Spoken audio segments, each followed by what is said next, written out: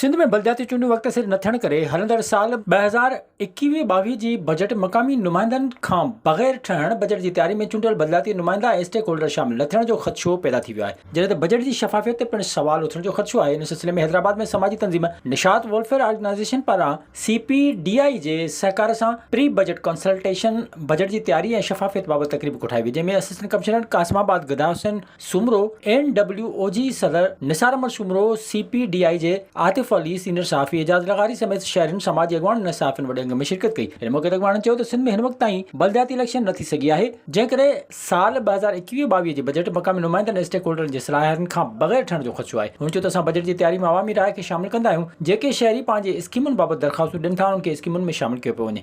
हुननि चयो त शहरी ऑफिसनि में अची दरख़्वास्तूं ॾियनि, उन्हनि जूं स्कीमूं बजट में शामिल कयूं वेंदियूं। विज़िट कयो अवामी आवाज़ मीडिया ग्रुप जी वेबसाइट awamiawaz.pk।